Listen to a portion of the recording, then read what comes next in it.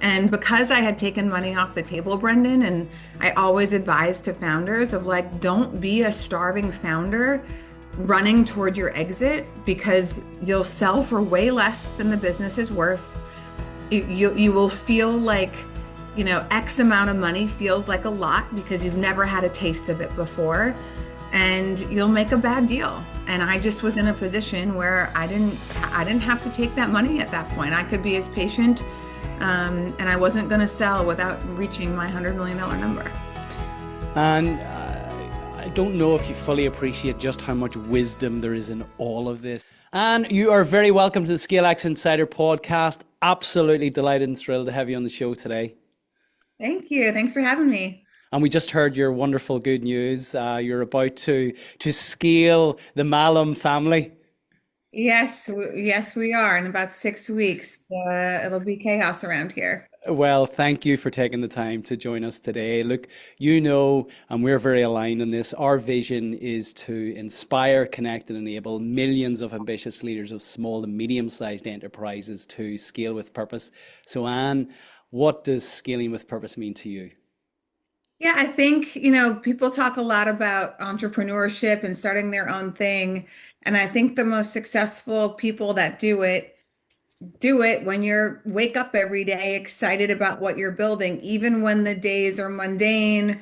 There are parts of business that have to get done. But when you have that larger North Star and what you're doing it for, it still doesn't feel like work. It just feels like part of the process. So choosing something that is representative of who you are and what you care about to build and scale is how you build with purpose.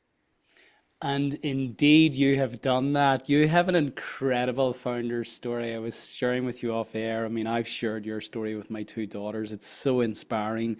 For those not familiar, I mean, you've built movements rather than companies, I feel. Can you take us back for founders listening?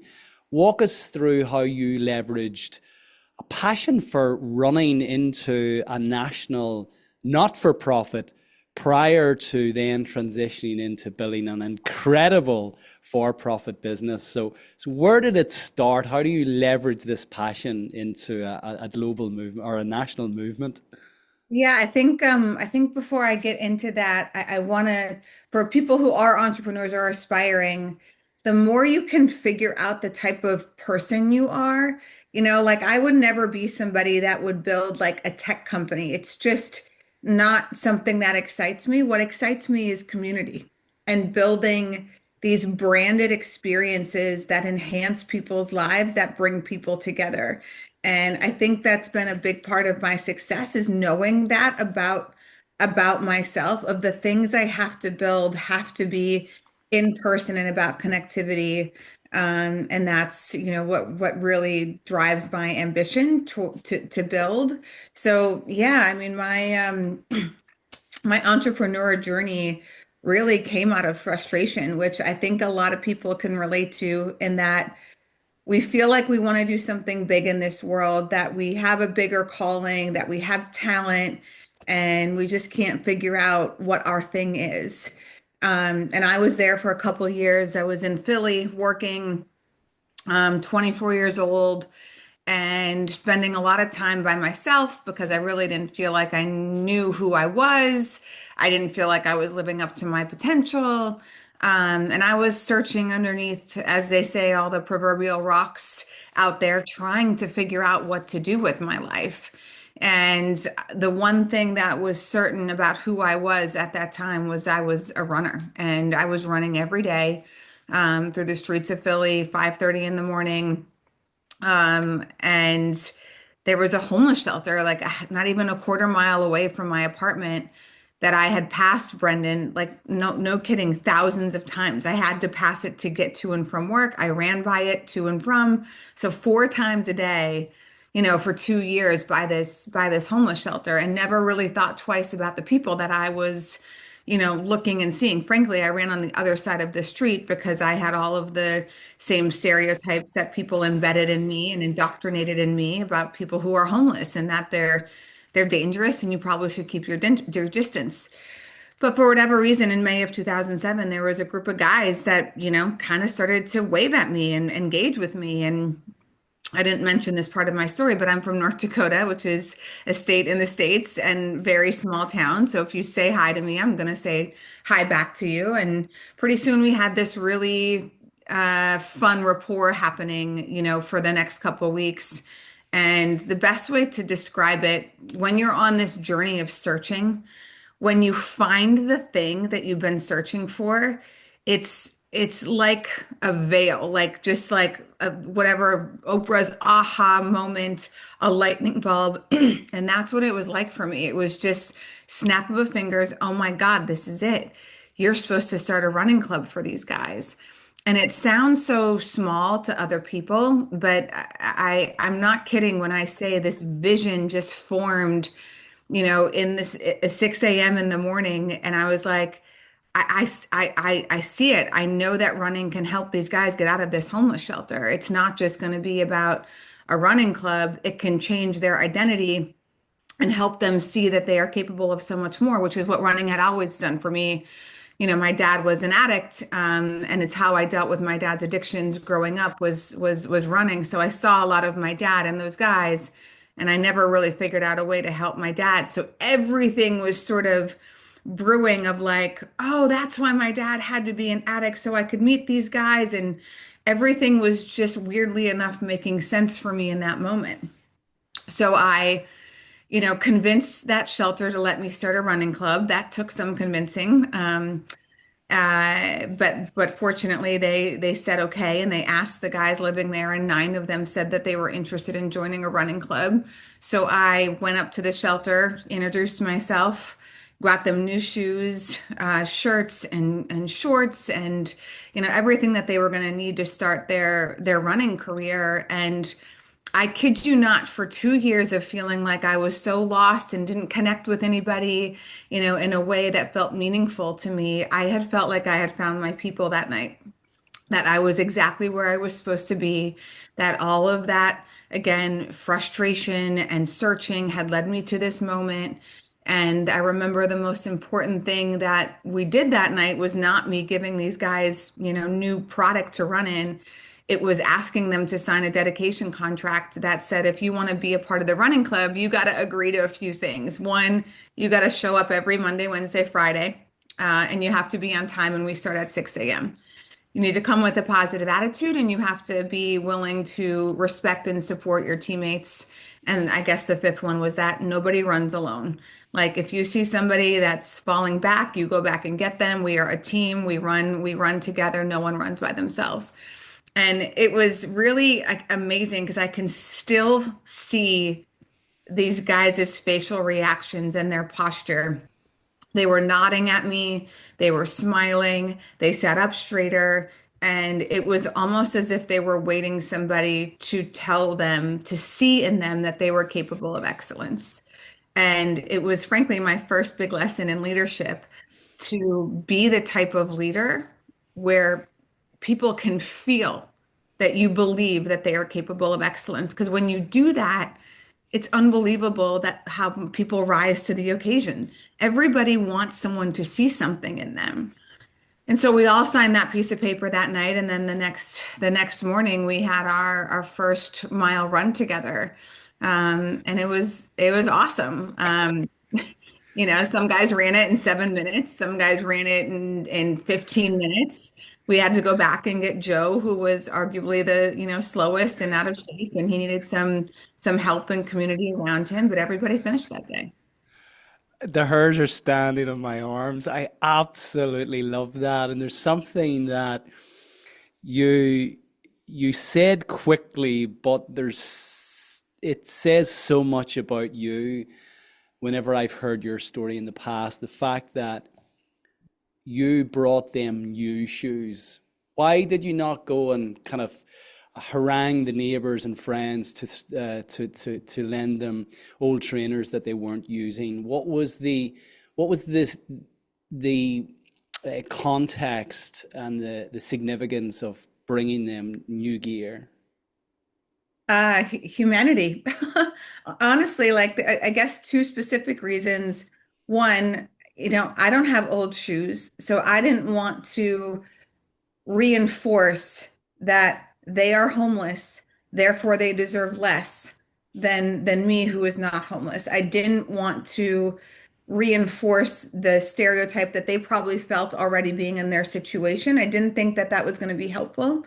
And secondly, I didn't want their feet to hurt. I didn't want to give them any reason to not enjoy, their newfound sport of running, and running in old shoes that no one else wants to run in aren't going to be supportive. So I think those two things, I just didn't want to have any barriers to this thing being successful. And I wanted them to know I respected them and that they deserve a new pair of running shoes like anybody else does.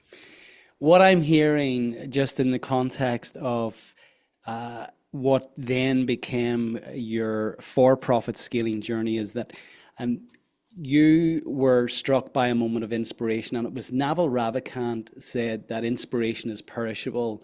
Whenever it strikes, you must act on it. And that to me sounds like that moment when you were truly inspired, you had clarity of a vision, and you immediately acted on it. Uh, because of who you are and because of the way you view others, you saw the humanity in these people, you saw the potential in these people, and leveraging your passion, you again, you weren't going to accept anything less from them just because of their situation. Everyone signed the same contract, the same commitment to this. You either were in or you weren't, Yep. and you felt it really important to role model. What else was there in this experience that you feel seeded the leader that you became, that became a non-negotiable for you in the context of the way you lead? Yeah, a couple of things because at the beginning, this was just sort of my volunteer time. I had just taken a job at Comcast, which, for those of you who don't know, is a big company in Philadelphia. It was like the largest company there. So it was very notable. And like to get a job there was like, wow, you must be really smart. So I just accepted a job there and I asked for 6 weeks to get this, idea I had off the ground so I could get people involved and that when I was going to have to be traveling and working so much that it would continue. And a few weeks into doing this, there were two additional things that happened that gave me the confidence to know that this actually could be something bigger than, this running club that was forming and us just running every day. And that was they actually were showing up every day and they were on time. And I learned through my father that you can't force anybody, especially a grown man, to change because you want them to change. Change has to be voluntary. But what we were doing was giving them an environment and a community and people that they wanted to be around. They liked who they were when they were running and a part of Back on My Feet. And so that was powerful to me of like, these guys are ready to make change in their life. And the second one would happen after I would track their miles on a poster board at the end of each run. These guys would just like, push and shove to watch me give them credit for the work that they did, which was cumulative from the days before. So their name was on the left-hand side and the numbers at the top. And you could just see how proud they were of watching again the hard work and someone giving them credit. And frankly, I did a lot of reading and personal development reading and work back then, and Maslow's hierarchy of needs, which was screaming at me, which was that food and shelter are our basic human needs. And if we're hungry, it becomes number one priority. And if it's raining or cold outside, we want to, seek shelter.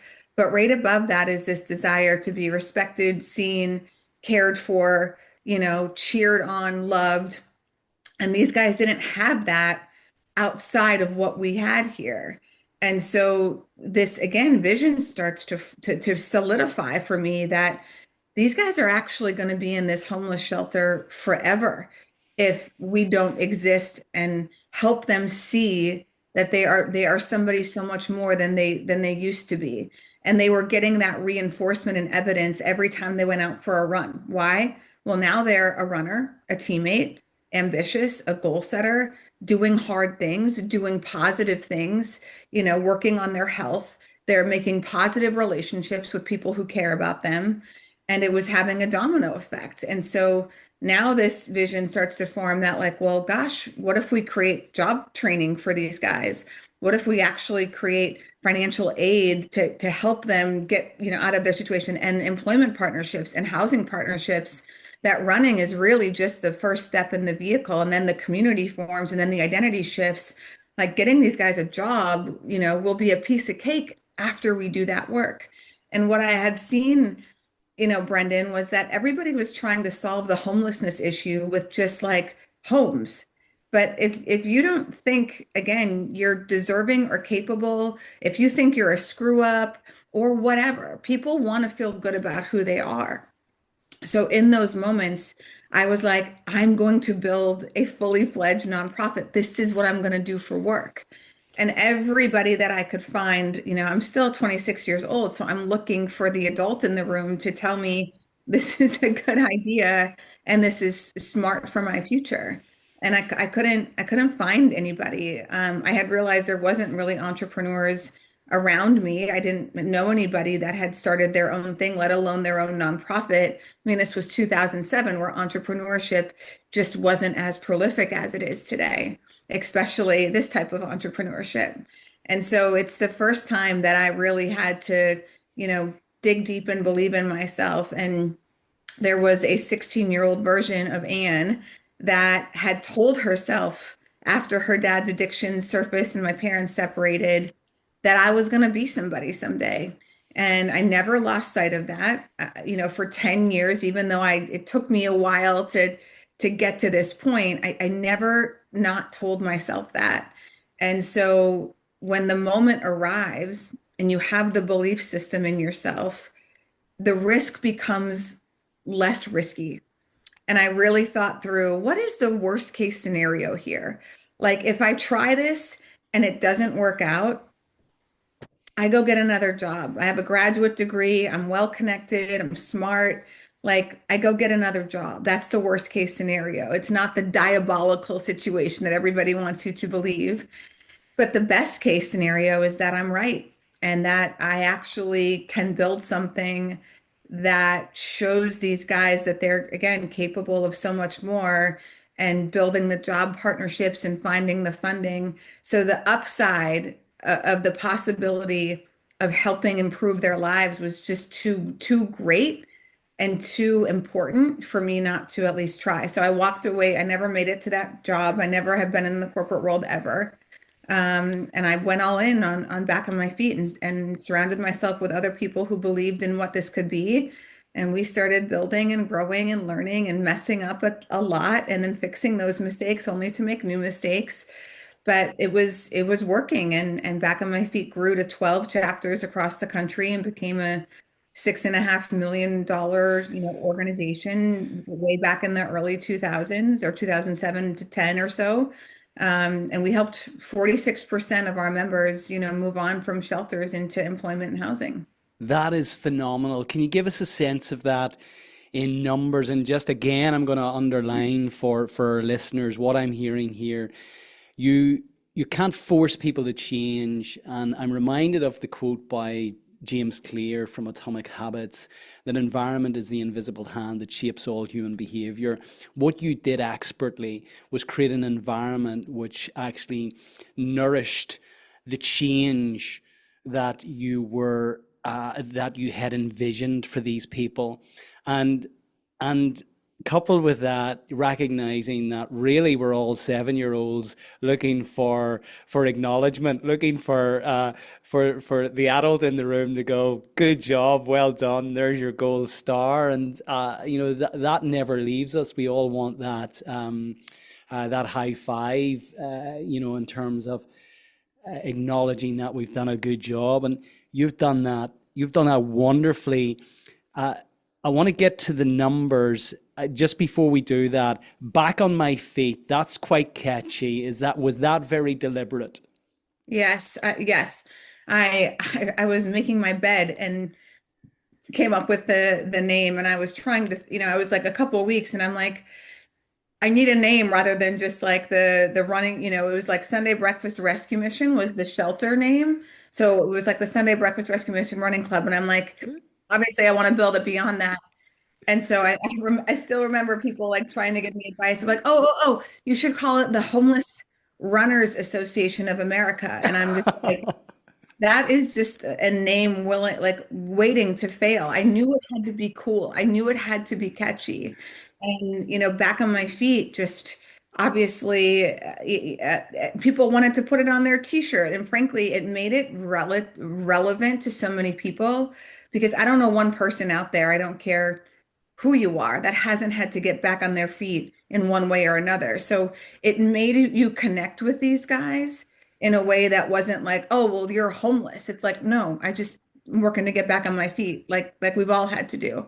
So that was super, super intentional. And, I love the marketing and branding side of things. That's sort of my specialty as it comes into business. And we'll get into that with Solidcore. Absolutely. I love that. I interviewed the wonderful Alexandra Watkins on the show, who wrote the book, Hello, My Name is Awesome. And she speaks about the importance of your name back on my feet. It encapsulates everything that you're about. And as you say, it's cool. You want to be part of it. For our listeners, in the context of scaling, because what you were doing here was scaling, I suspect that wasn't a word that you used within the context of the journey that you were on. But 12 chapters, how many people do you feel you positively impacted? I don't even know if I could quantify that because you've got the members themselves, you've got family members of the members, you've got volunteers, and then friends of those volunteers. You just start to talk about this. You've got corporations who employees, I mean, hundreds of thousands, if not more than that, of just it's funny you asked that, Brendan, because I always said one of back on my feet's purpose is not just to help individuals, it's to change the way that people see those who are experiencing homelessness. I mean, even just listen to what I just said, right? A lot of people say, "Oh, that's a homeless person." They are defined. We don't call somebody, "Oh, that's a person with a home." You know what I mean? Like it's a weird saying to say That's that. a homed person and that's a homeless Yeah, person. we don't do that. And so we started to use language like, oh, our members are experiencing homelessness. It's a moment in time. It's not their definition. It is very far from who they are at their essence. It is something they're going through versus someone that they are. And that was a big part of our language and mission and purpose is to try to change the way that people saw those particular people of that population because it's a hard issue to get sympathy, empathy, and to raise money for, especially grown men, when you think, oh my God, why can't you get your crap together? Why can't you just figure it out like the rest of us? And what running did was humanize them and is like, wait, those guys are out there 3 days a week running, and now they're doing half marathons and marathons, and like that's hard work. You gotta like it broke people's brains because they thought people who were homeless were lazy or didn't want to work hard or whatever. And so when you take running at 6 a.m. in the morning in Philly in February, it's like, wait, how can that person also be homeless? So we were really trying to change society's view of people experiencing homelessness too. Oh, this is so powerful. Sharon Lecter, who was on the show years ago, talked about the importance of you taking the initiative to scale with purpose. She said, if not you, then who? And the fact that you Yeah. were running that day and you made the decision to do something, and you've created this massive ripple, I think, of scaling with purpose, like being a ripple maker, that you taking that one action to bring those 9 people into the room, going back for Joe on the morning of the run, having the commitment, creating an environment, it began this ripple that not only impacted those people, but impacted their families, impacted the stakeholders in that organization, impacted the communities that those people existed within, impacted people who needed the services of those people to support their companies. You know, you get this incredible ripple effect, which for me captures the essence of scaling with purpose. But of course, we're speaking about a not-for-profit, and everyone gets the fact that, oh yes, well, you know, that's easy to contextualize scaling for purpose in that context of a not-for-profit. So 2007 to 2010, you scale back on my feet. Solidcore, what is it? How did it come about? For those of who are listening who are not familiar with your story, Anne, and not familiar with Solidcore. Yeah, well, I would be remiss if I didn't comment on how many times you speak about environment because you just get it, Brendan. I mean, for example, I will get to that question, but there's a beach volleyball court in my backyard. And as someone who started playing beach volleyball late, I'm like, how do I create an environment where I'm going to get really, really good at this? If I put one in my backyard, right, that's the most convenient. I play every day. And if that volleyball court wasn't there, I wouldn't play every day. I mean, there was a time when I didn't have a volleyball court in my backyard, and it took me so long to continue to get good. But now I am very good, very competitive because I took friction away from being able to play. And you're quoting a lot of my favorite authors here. I love Naval and James Clear, and same thing. And people don't think about their environments enough, whether like the people you're spending your time with. If you're not fit, chances are there's not a lot of people around you that you're spending time with that are going to the gym and prioritizing that, or they're eating, crap food or whatever else. I used to drink socially, like I feel like pretty heavily socially, a couple drinks 4 or 5 nights a week, no big deal. Um, I stopped drinking and I met my husband who doesn't drink at all. Like it's not a part of our lives at all anymore. And I cannot stress the importance of if you think about what you want your life to look like, if your environment is not conducive to those goals and the people around you aren't, you're never going to get there. Like I would almost be willing to bet you're never going to get there until you put yourself in that environment that is supportive of what you say you want to achieve and supportive of who you say you want to be. It is everything because when there's friction in our lives, it's just easy to make the excuse. So and so's ordering so and so food or going to McDonald's. Yeah, I'll take some of that too. We justify those behaviors by other people's behaviors, and we find connection in other people's habits that we then participate in. I So just I want to, yeah, thank you. And I just want to come in there because actually you've beautifully articulated the formula. I had Professor BJ Fogg on the show again, quite a number of seasons back, who wrote the book Tiny Habits, and he defined the formula for behavior change. Behavior equals motivation multiplied by ability multiplied by prompt.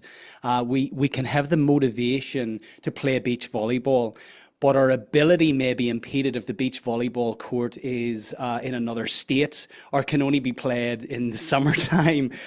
You've made the ability to play it very easy, and then the prompt. I suspect that you have something, a time of day where you go and say, "Oh, look, it's 3 o'clock. It's beach volleyball time."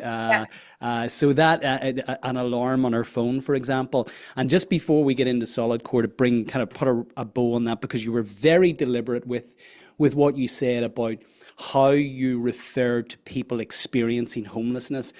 And I don't want to overlook, for the benefit of our listeners, how deliberate you are with your language, Anne. Neville Goddard said, "What follows I am follows you." So if you allow people to say, "I am homeless," then that is their identity. Where you created an environment where you weren't encouraging people to say, "I am homeless." What you were introducing was language which supported them in actually understanding that's not who they are. They're experiencing this situation right now, but it's not their identity. And I just wanted to call that out because your language is so deliberate when we talk about this. So, solid core, Yeah. how did it So, come about? yeah. So, you would think one thing I learned through Back on My Feet that will always stay with me, and it's really helped shape how I view my entire existence and my whole lifespan.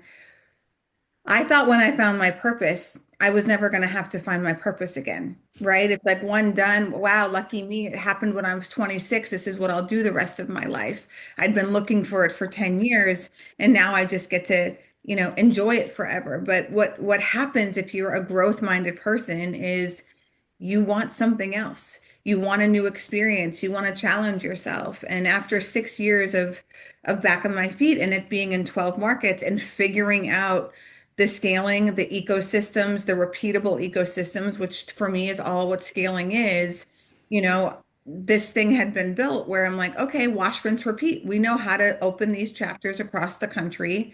And I had felt that my job was done. This was what I was supposed to do as the organization's founder and first CEO was put system, process, repeatable ecosystems in place that can continue to be scaled.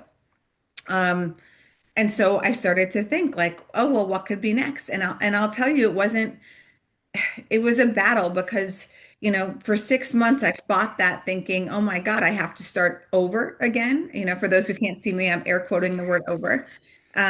What if the next thing I do doesn't work? I don't even know what my next thing would be. How do I top this? Like I don't know what the answer is. So when we feel that, the natural regression is to just stay where we are. Like this situation's great. Why would I leave this? And I think we do that a lot when things don't feel so messy. We convince ourselves, just be grateful for what you have and just stay here. But for me, those voices didn't go away. It was like, and you have a bigger calling than just this one thing. You got to see what else you can gift to the world through your entrepreneurial talent.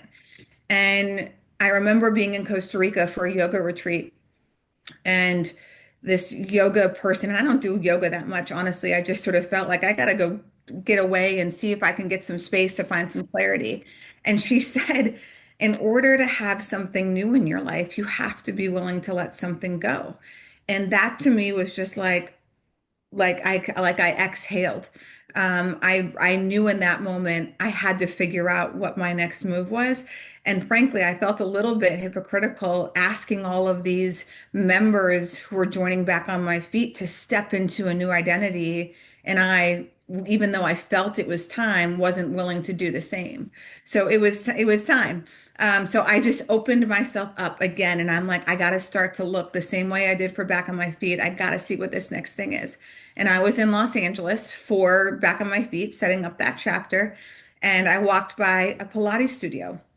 Now, one thing about me, I'm a workout fanatic. Like, again, I love to move my body. I love to challenge myself physically.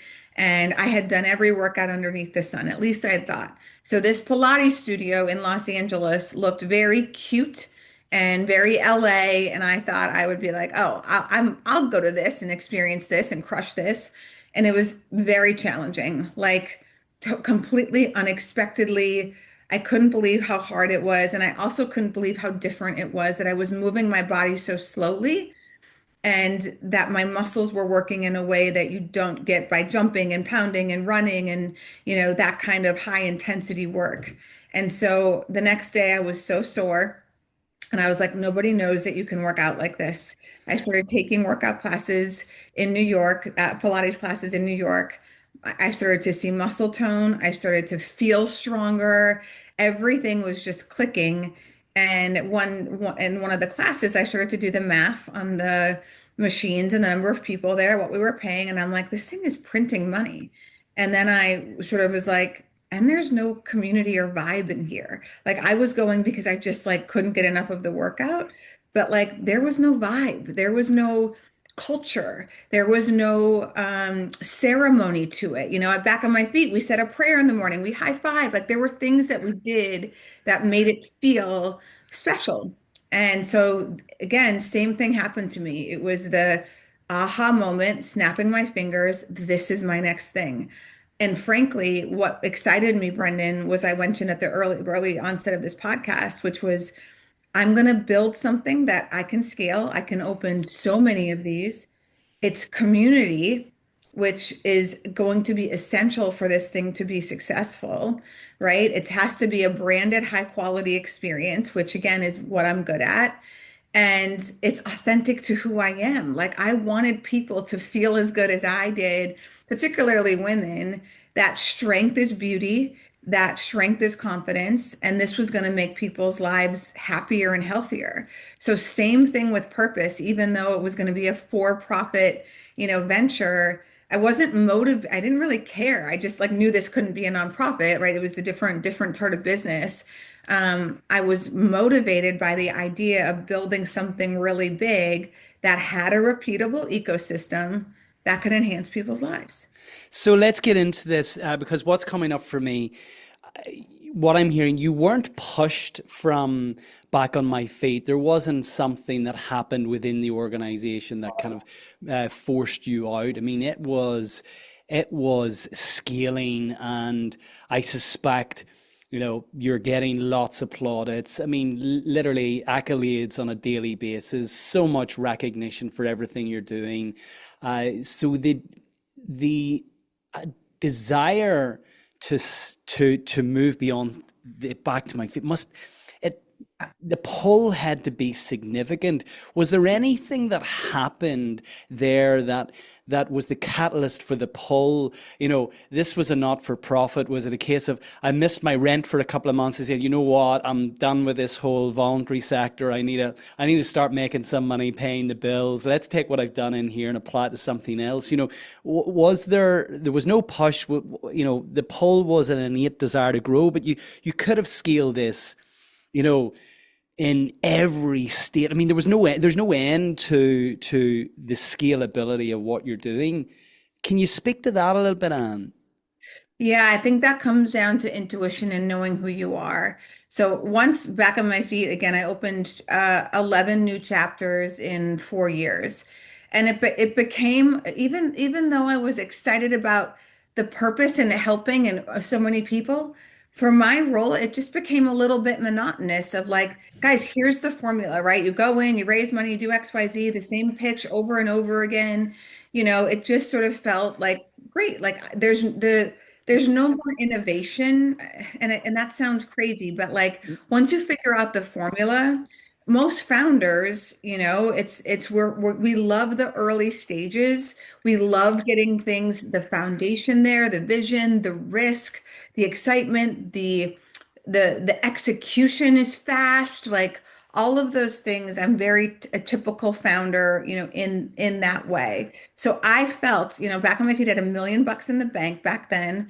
It had a board of C-level executives, and it had a great staff and great structure. And I was like, this is the time for me to walk away. And frankly, back on my feet and me were very intertwined.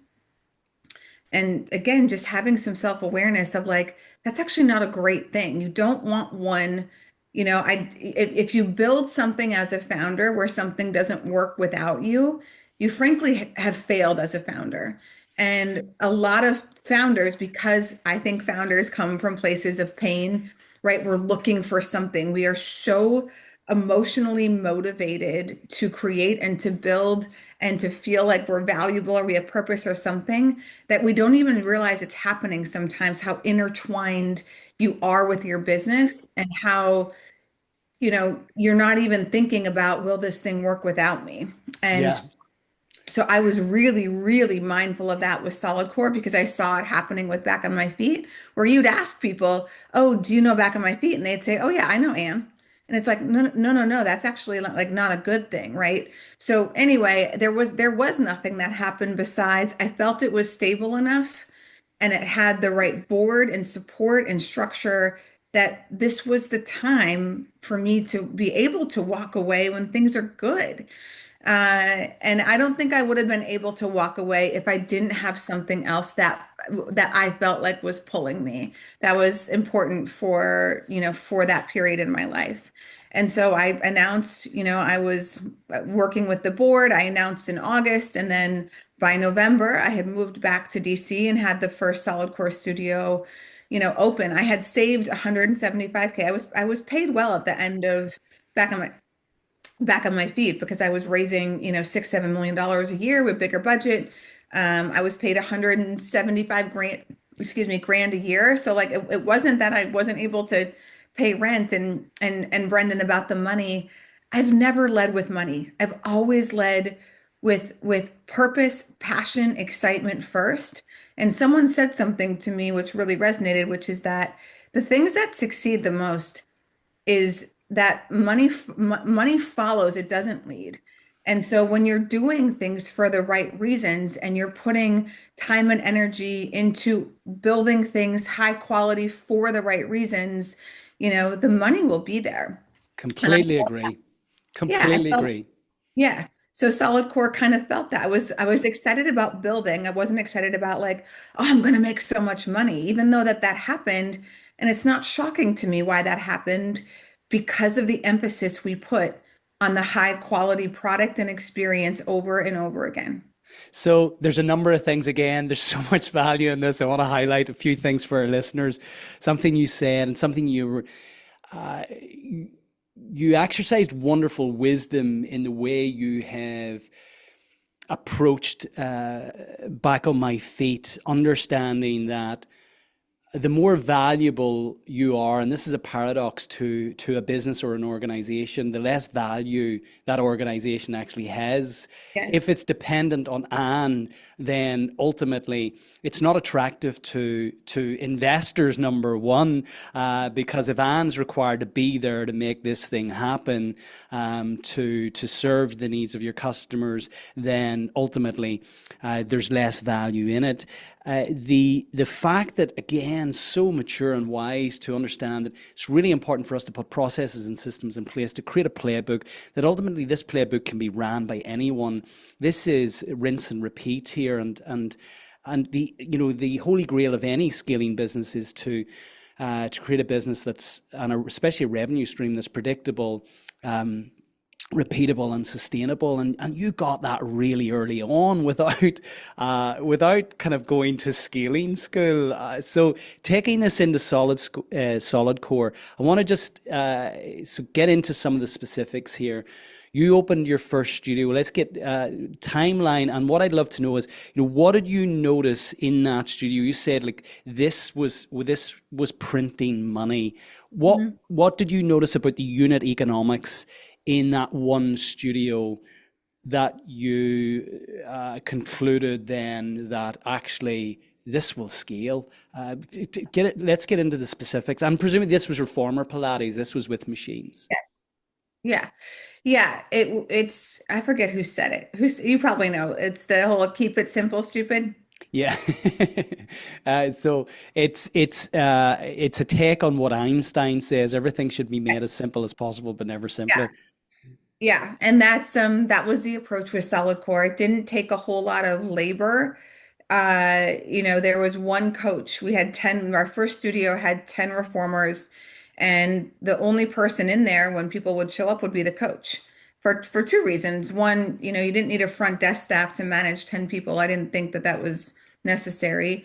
And two, I realized if this was like taking from back on my feet, because each back on my feet team had a team lead, and that team lead was responsible for making sure they learn all of the names of the members and the volunteers. That's leadership. And so by not having a front desk staff, the coach who was there had to engage with every person coming in, had to build relationship, which was going to strengthen community, and they had to learn the names. Like it was very, again, learn that from back on my feet and how to win friends and influence people, that the most important word in any language to any person is their own name. And so it makes them feel seen, makes them feel at home. And that was part of our culture. And frankly, the coach evals that people would have is, are you saying everybody's name in class? In a positive light. So it would be like, Brent, great job, Brendan. Way to like give me that extra rep. Something that associates positivity and that feedback loop is there. So that was key. From a unit economic perspective, it didn't cost a lot to get Solidcore open. Our first studio was like 1,500 square feet. The landlord was giving tenant improvement dollars, which is money the landlord gives to help you get the space open. I was able to negotiate, rent abatement period that would allow me to have some free rent to operate the business before I had to pay rent. And so just realizing the cash flow situation, was pretty decent. That allowed me to roll the profits into getting the next studio open. And the first studio, again, 2013, that first studio was doing about $1 million, a year.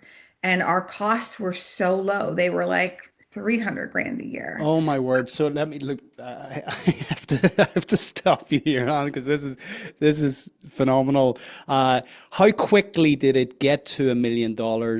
What was the team size? And was the $700,000, was that clear profit? Yeah, it was almost clear profit because I had 175 that I put in, and I think it ended up costing me around 250 to get the first studio open. But I was smart to negotiate, net 60 or 90 terms on the construction so that I could get the studio open, get some cash flow pay. And then again, there was, 500 or so left over that I could roll into the next studio. So I only was open from November, I was open for 2 months, and then I had signed my second lease, seeing how popular we were in a 2 month period. And you have to, like, again, Brendan, I don't know how things are in Ireland, but in the States in 2013, boutique fitness, studio style fitness was not as prominent as it is today. Now, you can't drive by a strip mall without there being some sort of fitness studio in there. And there's pros and cons of both environments and situations. We had a massive education uh, experiment to do with people to get them to, they're like, wait, you just do this one thing. You're not a gym. You don't have all this. And it's like, this is the one workout that we offer. This is all that we do. Well, And this go is ahead. why it's so phenomenal. And sorry to interject because my head's spinning here. I'm actually an investor in Reform RX, so they were recently sold. But so I have some knowledge of the machines and the cost of these machines. Um, One of our previous team members is actually a Pilates instructor, so I kind of get a sense of okay, what people are paying for the use of a machine in each session. I mean, to go to $1 million in revenue very quickly. How many sessions, how many machines did you have in the studio, and how many sessions were you running a day? How many coaches did you have? Yeah, so I hired 5 coaches right away. Again, I didn't know how it was going to go either. I thought 5 would be enough, and I was also going to coach. And it turned out I had to coach to deal with the demand, 20 classes a week. So in the beginning, the coaches were coaching what they could, but you know, I couldn't get a coach there at 5 a.m. This was the other thing about environment and proximity. I moved when I moved to DC. I moved a block away from the studio. Again, I wasn't going to make life hard for myself to get to that studio. So it was really easy I mean, I frankly lived there. It was just like I was there all the time.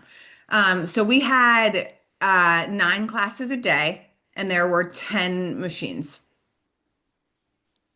9 classes per day, 10 Yeah. machines. And what were people paying per machine? Oh my gosh, back then I think our first class, like our sorry, our single class rate was $30. So you could buy $30. packages. We really didn't have membership. Um, Back then you had to buy class packs. So you could, this was what was so great about cash flow is a lot of people in DC, it's an affluent city, were buying 10 and 20 and some 40 class packs. So, when you buy a 40 class pack, that's over $1,000, and a 20 class pack was like 560 or something. So even though from an accounting perspective, that doesn't count as revenue until people use their classes, I had a lot of cash coming in that I could just roll to the next studio. So like I said, by end of December, I had enough confidence to sign a lease. I got my second studio open by end of February.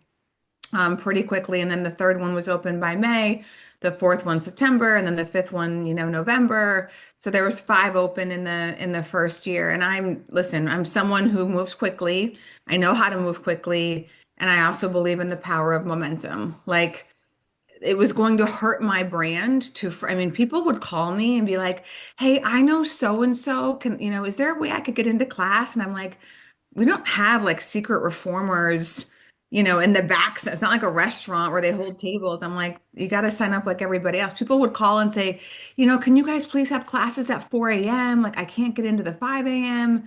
So I just knew that like I was going to capitalize on the momentum that we had, which did a couple things.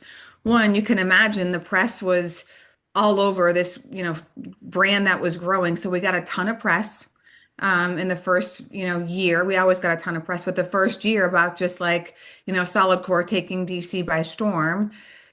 The word of mouth was crazy because people had the same experience that I did, which is that you got to try this work. There's nothing like, I mean, we had people stop telling their friends because then they couldn't get into class. It was such a phenomenon back then. And once people experienced it and they sort of even came, and this is going to sound like a magic pill, but if you came 3 days a week for 2 weeks, you were seeing results. You were seeing, because most people don't work out their core, they put it at the end of their workout. And we started and emphasized with your core.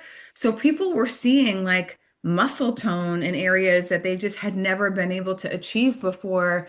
So that was the other piece about it. It wasn't just new and exciting, like it actually works, which is also why we have 150 locations today. The people who have done solid core, I mean, there's lots of people out there who've been doing solid core for 10 years because there's no workout that compares to it. So anyway, and so I just kind of kept going. And once I had the flywheel and, knowing like, okay, cool, like this is, I just started, knowing how to hire. Doesn't mean that you don't make mistakes in hiring, but I was always growing. There hadn't been a year, of course, until we get to COVID, that solid core wasn't increasing its growth numbers every single year. And then when I got to 25 studios in 2017, that's when I took my first investment, the end of 2017, November of 2017. So And we had 4 years on from when you launched this. Yeah, and you talked about the machines. Listen, there was a lot that happened in those 4 years. I got sued by an ex-boyfriend who tried to claim equity in the business. I got sued. I left my machine manufacturer for several reasons. I knew I had to make my own machines for several reasons. One was the machines kept breaking and the parts were taking way too long. I also felt like he was running an illegal franchise and I didn't want any part to do with that. He had way too much control over my growth. So I made my own machines, and this is the part I talk about the stuff I love. Like I had that there was going to be no way for me to build an empire without making my own machines. Now I do nothing about manufacturing, creating a Pilates machine. Like I probably blew a few hundred grand on just the wrong people. And, we had a machine that like was kind of crap that we had to start over. But that risk, like if I didn't take that risk, Solidcore would be a regional brand in DC because I was part of a license agreement when I started that limited my territory. So anyway, that's the stuff that like I'm really good at is assessing and deciding, you know, is the juice worth the squeeze here? And now I know I'm jumping around, but Salacor's again, 150 locations. It's like I would have no fun running that company right now. It's just like they're frankly, and this is not a dig on them, and I'm rooting for Solidcore obviously, but like they're really only opening 25 locations a year, and we were doing that back in 2018. So they just have sort of taken a safer, road. It's owned by private equity now, which is very risk averse. If you know, private equity does not like to take risk with their money. They want certainty. So now I'm blanking on your question because Fa I went. well, there is so much in there. I mean, you just say, It just rolls off the tongue like I made my own machines.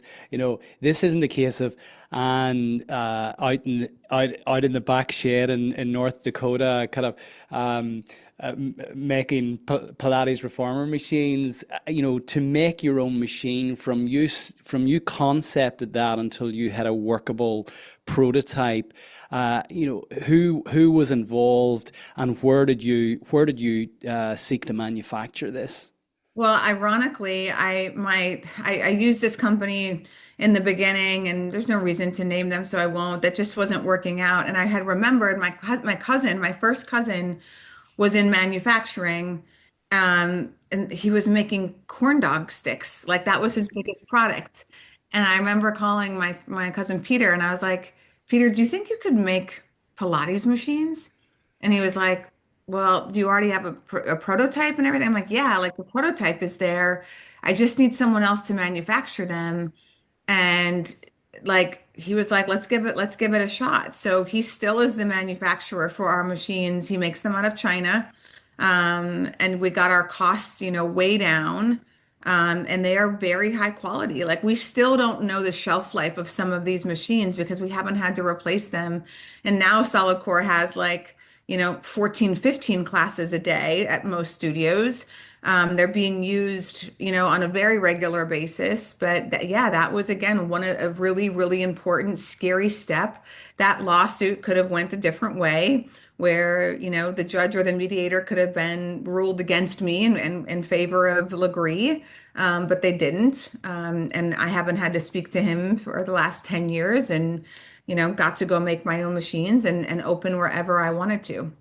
And I'll tell Mm. you a funny story. My biggest competitor in New York, I wasn't in New York when I was doing this, and I remember calling her. We were friendly, and I was like, we should do this together. We should make our own machines. We'll split up the territory across the US, and we don't have to be a part of this person's ecosystem anymore. And she was like, I just think people come for the machines. And I'm like, I think people come for the community and the workout, and the machine doesn't matter. The machine needs to be good enough. The reformer needs to be good enough and do what it needs to do. But like, no one really cares if it's that machine, you know what I mean? And fortunately, it was, that was a bet that was right also. And I'm glad she said no. So what I'm hearing before we get into we move into the close, but I want to, I'd love to capture some details around the exit, and I know you're comfortable with publicly sharing this, uh, but what I've heard, just to kind of recap, because again, there's so much in this, but the brand was really important. And for anyone who is not familiar with Solidcore, I encourage you to go and Google Solidcore. It has a wonderful brand design in the name itself. You've got these square parentheses around the name, so it's very different already just in the name. Coming back to the importance of name and back on my feet. Strong brand, clearly an understanding of processes and systems, a playbook for coaches, which ensured that, again, environment was a critical component of that playbook. They must behave in a certain way. How specific were you with that playbook in relation to, okay, Anne comes into our studio. This is how Anne should be greeted. This is the music you should be playing in the studio. This is how people should be feeling when they leave the studio. Did you get coaches to rate each other? How did you keep that environment healthy, vibrant, live, rich? What was going on in that playbook, in that training, which ensured that you could scale this without Anne being in the studio? Because you have a vibe. You bring a vibe, just in this conversation. I can feel the energy. I can feel the vibe. I can imagine being around you is incredible. But how do you scale that to Yeah, 150? yeah. Again, when you realize and you think about what are the ingredients that are necessary for this type of business to win, right? Every business needs HR policies, accounting. There are things that like everything has to be there. I never spent my time on any of that stuff because there's other people who are trained to do that, and there is a black and white sort of right and wrong way to do those things. I really focused on the things you're talking about, which is culture, vibe, community, brand, and experience. That was going to set us apart. So the best use of my time in the first, year was to infiltrate what our brand and community was and why. And it's not just through words, Brendan. Like, as I mentioned, I was in the studios a lot. I was coaching a lot. I wanted the coaches to see this is how you do things, like how does Anne interact with people? And a big part of our coach training, two things. One, I chose our head of training, who is still a very close friend of mine. Her and I were very aligned. And I was like, we need to hire people that you want to hang out with. Our coaches need to be people that you want to hang out with. And frankly, we found the majority of our coaches from our client base. We weren't doing the traditional, you need to have a fitness background. We would approach our clients and say, who were affable in class that people gravitated to, who obviously loved the workout and were strong. And we were like, you should coach for us. And most people would say, oh, I'm not a fitness trainer. I don't have a background. We're like, it doesn't matter. We'll train you. And we paid people really well. And we're like, listen, you can coach six classes a week is our minimum. So think about that. What other side gig can you have where you go coach or go do something for 2.5 hours? Usually a side gig or a part-time job is an 8-hour shift. So I'm like, you can work in the morning, the night, the weekends, whatever. We pulled from our community of people that was already making our community better, and we just put them on the other side of client versus coach. And so these coaches who already knew all of the clients wanted to go take their classes. So it was just an easy way to continue to build trust. And without people feeling like, I don't want to take that new coach. They're like, oh, I want to go take James's class because I've been taking class with him for the last, year. And that was really, really important to our success is pulling from our client base. And then a big part of our training wasn't technical. We had learned that clients forgive you if you make a technical mistake, but if you don't make them feel good, and they don't like you, that's when clients choose not to come back to classes. So we would always have our top performing coaches, come in and talk about why their classes are full, how they treat people. We focused a lot more on soft skills than technical skills, knowing that again, we are community and I have no idea what the results state today, but literally up into 2021 when our private equity firm who invested at that time did survey, the number one reason people were coming to Solidcore was still community, and then the results of the workout. And so again, just knowing, as I mentioned earlier, going into these Pilates studios in New York back in 2012, 13, like there was none of that. There was no vibe, no community, no consistency.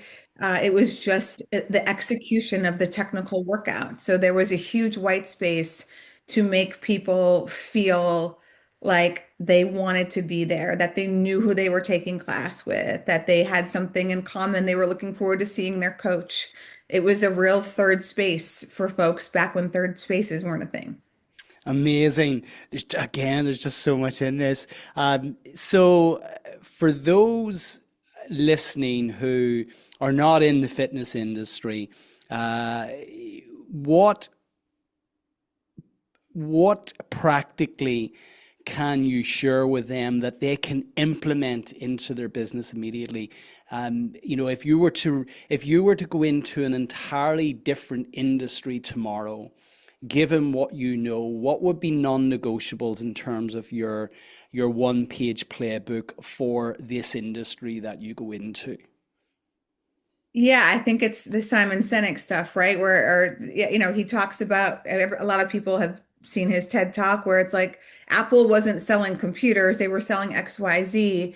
I think you have to realize human psychology and what makes people connect to something and choose that product over this product, or this gym over that gym, or this experience over that experience. So you've got to think about whatever your business, product, service experience is and what sets you apart that makes somebody choose that over the five or six different options, or 20 or 30 or 100 different options that are trying to sell the same thing. And usually it comes down to, how does that person feel using that product, being in that space, going to that restaurant, whatever it is. You need to make sure what you want them to feel. You're creating the environment, product, experience that facilitates that. You're not leaving it up to chance. So speaking of feeling, you felt that your time had come.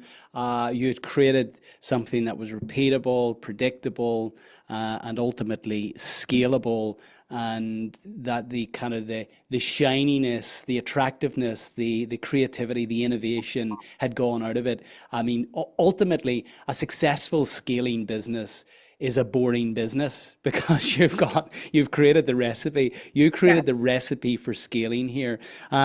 Did you take some money off the table back in 2017, or was that entirely invested into the business? Nope, I took money off the table in 17 and in 21, the two big rounds that I did. And now I will say I was planning to sell Solidcore in 2020. We had hired bankers, end of February, and obviously, the trajectory of that changed because of COVID, which is fine. I've got there's a lot of tragedy that happened in COVID, so I'm not disregarding that by any means, but for my own personal leadership and lessons from a business perspective that I learned, I'm eternally grateful, and no one ever plans for your revenue to go to zero and you're going to have to shut everything down. It just wasn't part of anybody's, forecasting. So I learned a ton during that. But yes, I took money off the table in 17. I owned enough equity. And this is the thing too, for people who are raising money, I didn't just be like, oh, I want to take money off the table. I understood how much equity I had. I understood how much I was going to be diluted by. I understood that by putting back then we put 12 million in the company, and that 12 million I was going to get to 100 studios with the 12 million and the profits from the 25 studios and the studios that we were going to open, and the calculations were right. We were going to be at 100 studios by end of 2020, which was when I was planning, to sell. Obviously, things changed. We had to raise money again in 2021. Um, and in 2021, we raised a $50 million round, most of that secondary, meaning most of it went to investors, me included, our other private equity partner. And I think we put another 12 in the business then. And we started playing offense, Brendan. Again, I don't know how COVID was handled in Ireland, but in the States, all the states had local jurisdiction. So we were in 20 plus states at that time. And it was very different of how you could operate in Florida, which is a red state, versus New York, which is a blue state. The blue states were very strict. We had to be shut down a lot longer, and they weren't letting us do anything. And so we said, okay, we're gonna raise money and we're gonna start opening in red states, which are Republican leaning states. And we were able to open 11 studios in 2021 when most people were just barely getting their old operations up and running. But because we were well capitalized, we started playing offense, and we really did become the prominent player in the boutique space after that. And a lot of people watched what we were doing. We got back to pre-COVID numbers really by like beginning-ish first or second quarter of 2022. People were coming back in droves. We were smart enough to all realize this is a moment in time. COVID is not going to be this way forever, and we're going to again take the opportunity where most people are fearful. We're going to go in. And so because we were covered so quickly, there was an opportunity that I was ready. I had promoted my COO to CEO after COVID in like May of 2021. I had been ready for a long time to transition into executive chair role because again, we had so many studios across the country. So I moved into that role, stepped out of the day-to-day operations of the business. Um, and then in 2023, end of April, early May, we had an opportunity for me, particularly, I was ready to be done to sell all of my shares to a new private equity firm coming in. Um, and because I had succession planned, system and processes were in place. We had shown we know how to really are responsible around financial management.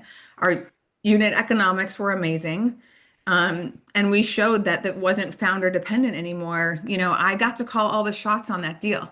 And one thing I love sharing is that I wasn't even in that deal. Like when the private equity firm was coming and, going and looking at Solidcore and meeting with all the people, I wasn't in one of those meetings. And I'm like, if that just tells you everything you need to know because the private equity firm was buying the new leadership team.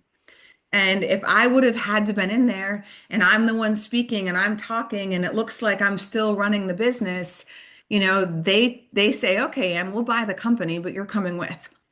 So that was really important to show that this place is running without me. And so when I got to make the call and set the number, and got, another $10 million dollars beyond what my shares were worth was simply because I had all the leverage. And I could have told them, they didn't want to pay that, but I'm like, listen, you can either pay an extra $10 million dollars now, or we'll wait 6 months. We'll run another competitive process. We're opening another 15 studios during that time frame, and you can end up paying more for the business, or you could get outbid by someone else. And because I had taken money off the table, Brendan, and I always advise to founders of like, don't be a starving founder running toward your exit because you'll sell for way less than the business is worth. You will feel like, X amount of money feels like a lot because you've never had a taste of it before, and you'll make a bad deal. And I just was in a position where I didn't have to take that money at that point. I could be as patient, and I wasn't going to sell without reaching my $100 million number. And I don't know if you fully appreciate just how much wisdom there is in all of this. You probably do now, given the journey that you've been on. But to understand this both from a psychological perspective and from a financial and commercial and strategic perspective, I don't know if I've met someone so acutely tuned in, and in a process like that, how your ego didn't get in the way of actually wanting to be the person associated with this, to be leading this, to have all of these private equity investors kind of at your back and call, to for you to step aside from that process, to showcase the fact that actually this business is independent of me, and by virtue of the fact it's independent of me, there's so much more value in it. That's really unique and very, very special. And I think just one question before we move into the close. Well, it's probably there's two. How much do you recommend to founders? What gave you psychological safety in that first the partial exit? What was your number to say that's me safe? Now I can have some fun with this. What was that? Yeah, the first number was 6 million. I took off the table, and the next was nine. And don't forget, every time I did that, Brendan, I did the math on, okay, what's the future valuation look like in the business, and what do I need to get it to meet my $100 million personal number that I want to make from this business. So it wasn't always just about like an arbitrary number. I did look at how much I was getting diluted by, what my equity was going to be left, and what those shares could be worth based off of the future value of the business. So during the exit, I had already taken $15 million off the table. Amazing. And you realize then the $100 million exit. Yeah, that was my number for a long time. Like, I think after the first round of realizing, okay, cool, this is what that just remained my number. And I never wavered from that. Again, the future round was like, I need to see the waterfall. I wasn't going to do a deal without fully understanding what my options were and feeling confident that I could get the company to that next level where that exit number was possible for me. And has the exit changed you? How, getting that amount of money, do you feel do you feel the journey was worth it, and how have you changed? Yeah, great question. It was totally worth it. My head goes swiftly on my pillow at night and I fall asleep very quickly. And that's how I made my wealth. Not only did I make, a company and a product that again people love and is making them happier and healthier, you know, people are paid really well at Solidcore, and I'm really proud of that. And I put an LTIP in place, which is a long-term incentive plan for employees, where I paid out millions of my personal equity, to them when I sold out of my shares. And again, that indoctrinated that culture in the employees, that the employees demanded that there be an LTIP going forward, that the private equity sort of had to keep in place and is still in place today. So that there's a sense of real ownership from them, and I'm still active on Instagram, encouraging employees to know that they're creating value, and that I cannot stand when companies have a zero-sum game with wealth, where the people sitting at the top have so much wealth to gain that really the people, the coaches, the employees, without them, these pockets don't get full. And there's no reason that that can't be shared across a larger pot. So I'm super proud of making sure that those ethos that the tentacles of those ethos were so ingrained in that company that, even big bad private equity, huge firms, couldn't not keep that plan in place because employees would have outraged and they would have, walked away or organized or something. So that's one thing. Two, has it changed me? Um, do I buy more expensive things? Yeah. I live in I live in a $12 million, house. Our budget, Brett and I spend about $150,000, a month. That's included with our donations and money that we give away. Um, I've upped my everything ceiling. And I think that that's really important, Brendan, because you hear people talk about like, oh, they haven't, they still live in the same house, they still do this. And I'm like, that to me is playing small. And if I don't up my expensive ceiling, my giving ceiling, my philanthropy ceiling of what I think is a lot of money, then what was the point of it all, of ever selling and having an exit? Now I have to think about impact of, well, what do I do with this money? How do I make people's lives better? How do I really support issues, that I care about? I can make a real difference in a lot of areas that are important to me. But if I just continue to think like, oh, 10 grand's a lot of money, like I only want to give vaccination. Earlier this year, I announced $1 million donation to Back on My Feet. I'm like, I have to, I can afford that. I have to increase that. So, and then I will say, so that's what's changed. But me as a human being has not changed in regard to like what I like to do, the things I like to spend money on. Again, if you told me, Anne, you need to give up $10 million or, never play beach volleyball again, I'd be like, who do I write the check to? Like, I'm not, there's no point in just sitting and hoarding and having all this money, looking at it on a screen and not living my life. So I still know day to day what I want to be doing hour to hour. And that's really not changed. And it's about physical activity. How can I contribute? How am I learning? And how am I growing? And those things remain staples of my everyday life.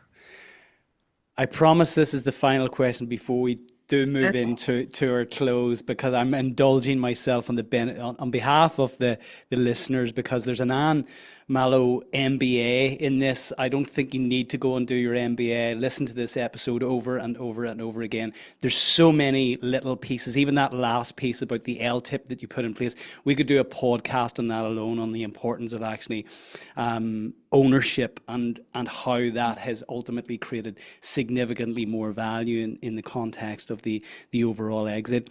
You mentioned, you know, your journey. There was a litigation battle within the first 4 years. There was a divorce from your franchise partner. You went and made your own machines.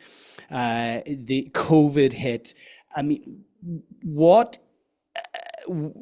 clearly exercise is very important to you, but what are your non-negotiables whenever, you know, the shit was really hitting the fan?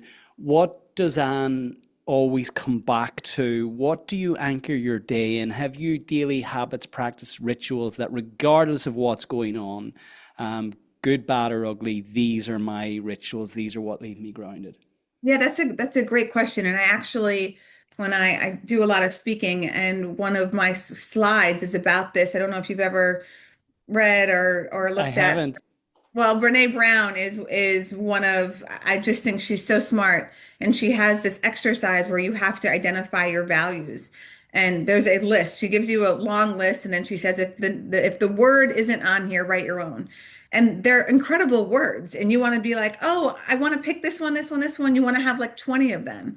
And you're only able to have three because really, when it comes down to it, you can't operate with 20. They're going to compete at some point. And so my values, and you're really tested on this, Brendan, when time gets tough, right? And so COVID really tested me. And, my values were transparency, right? So I got on the Zoom like this, laid off all my staff, told them everything I knew, told them my plan. I didn't hide from them.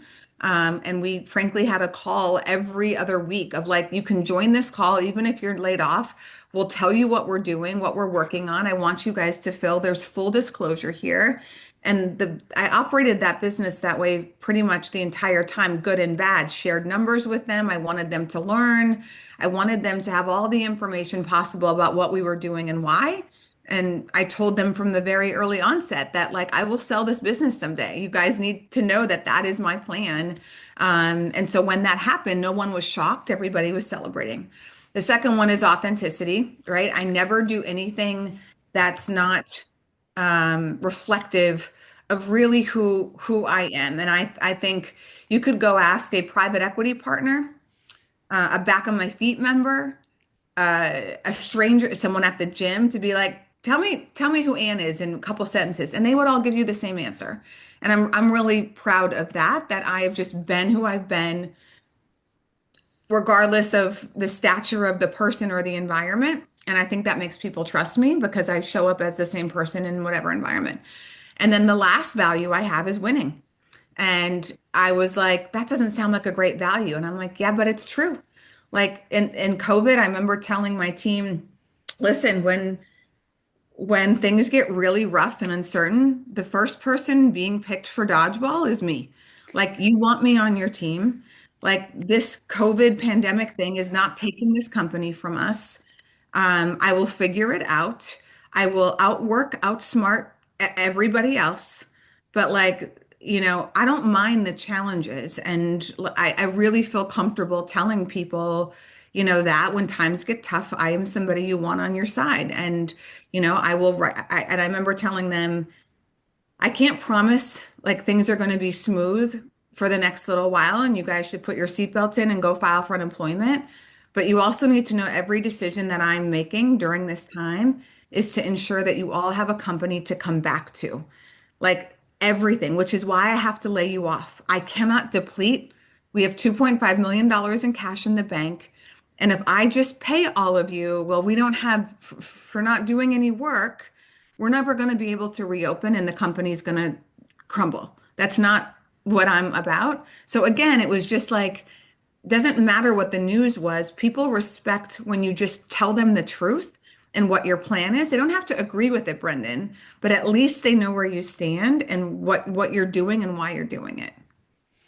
I love that. And in terms of your own practices, kind of for your physical well-being, your mental well-being, your emotional well-being, any kind of daily habits or rituals that are non-negotiables? Sure. I mean, I also again love when it's people talk about all the things that they do, and I'm like, listen, if you don't have the foundations, which for me are, I move my body every day. Obviously, it's getting a little more challenging with the baby growing, but I'm over 8 months pregnant, and I still played 2 hours of volleyball this morning.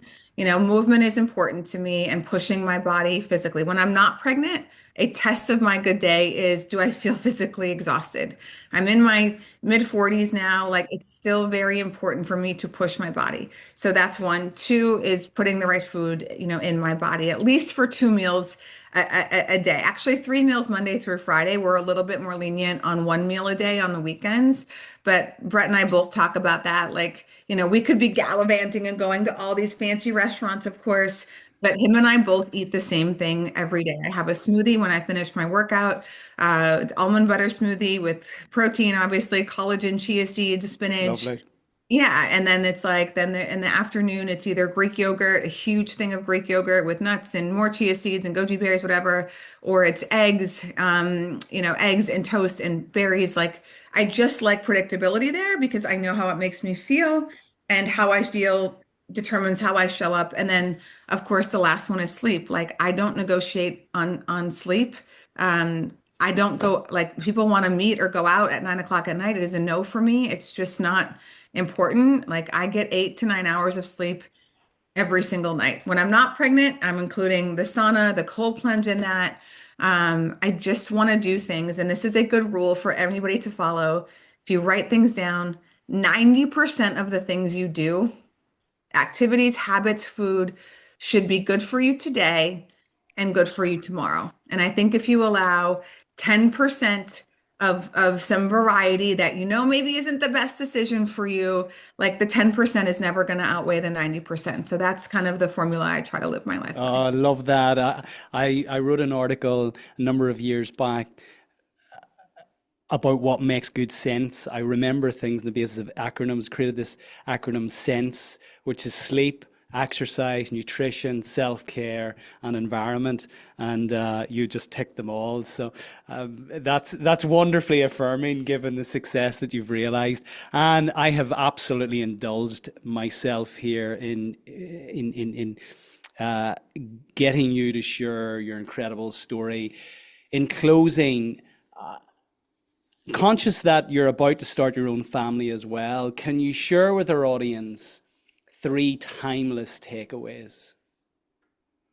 Okay. One, do things on your own timeline. Um, there's nothing that is traditional about my timeline. I started a nonprofit when I was 26, which most people do when they're older, right? Philanthropy. I started my first business when I was 31. Sold my business, became a centimillionaire when I was 42. I got married when I was 43, and I'm having my first child at 45. And I wouldn't change any of that. Like that was supposed to be my path. And I really feel I was deliberate about what was important to me at when, and there was no societal pressure that was going to change my views on that. So know your own timeline. Two is, I would be remiss if I didn't say something about money. Everybody always thinks they need more money, and they chase it and they chase it and they chase it. And I would challenge you to write down, what your ideal lifestyle looks like on a daily basis of what, you need, because a lot of people need a lot less money than what they think, and it consumes them and it stresses them out. So I would encourage you to do the work on your mindset with money. One of the best books, I think, for that, two books, Rich Dad, Poor Dad, and You're a Badass at Making Money, so that you don't obsess over this thing that, controls a lot of people. And it controls a lot of people, Brendan, who already have a lot of money. And I just think it's such a wasted thing. You can do formulas for this stuff and get comfortable with like, oh, I actually need a lot less than what I thought. So, I don't have to constantly be thinking about this and chasing it. And I think the last one is really be mindful in who you tell yourself that you are, because you will look for evidence of that over and over again, good or bad, right? And so if you tell yourself that you're never going to make it, or that you're going to screw, they always screw it all up, you will continue to screw it all up one way or another, because you will look for an opportunity to do so so that you can prove yourself right. And I think that our beliefs are so powerful because they are subconscious and we end up doing things, so for example, I tell myself that like I'm really fit. So what do I do? Every day I do things that reinforce that identity about myself. Otherwise, I'm a liar and a fraud, and no one likes to feel like that. So whoever you tell yourself you are is how you will show up in this world. And if you start to actually write down and watch yourself and then play the tape back at the end of the day, I think you'll be pretty amazed at how your actions and your behaviors throughout the day and how that lined up with what you wrote down. That's just absolutely beautiful and so profound. And it's a nod back to the wonderful Dr. Jim Lear, who I had on the podcast, who wrote the incredible book, The Power of Full Engagement, said the quality of your life is determined by the tone and content of your inner voice. And clearly your inner voice is so incredibly powerful. Um, what's next for you? Are you going to go again? Your new baby's on the way, but is there another business in the offing? What is next for you? Well, I never say never, but for now it's doing stuff like this. It's sharing all of the things that I've learned in the lessons. That's professionally, right? So I do a lot of speaking, and I love that, to challenge the way people sort of see things and help them with their startups and their entrepreneurship journey. I sit on a couple boards. I invest in startups. And I'm in the process of writing my book, which always takes longer than you think that it'll take. And that's kind of where I am professionally right now. And yeah, I have no idea what this motherhood journey, but I'm keeping space open for it. Like I don't want to have so much on my plate that like I can't figure out how I want to lean in there. I can always add to my plate whenever I want. So, I tell people that I'm professionally single right now and not really looking to mingle. I'm really happy with what I have going on in that area. And same thing. If I feel, Brendan, again, that like, I feel like my talents, my entrepreneur talents are, sort of coming out, and I got to start to search and be called or pulled towards something again, I'm definitely open to that. I just don't think it's in the next year or so. And I want to thank you for your incredible generosity today. We've ran way over time, um, but there's just so many. There's podcasts within a podcast here in so many different ways. There's so much value in this. The way you show up, like 6 weeks to go before your new baby arrives, 2 hours of volleyball this morning. You've delivered so much value. You've been engaged throughout. I want to thank you for that. You don't have to do it, but it's clearly symptomatic of the person you are. And I've thoroughly enjoyed this conversation. I wish you every success in everything you continue to do. You're a young lady. You're very inspiring. I've shared already your TED Talks and some of your content with my two daughters. You've decades of value to give. Your newly born baby is going to be a very, very lucky baby. I wish you every success with that. Thank you again. Take care. Thanks, Brendan. Appreciate you.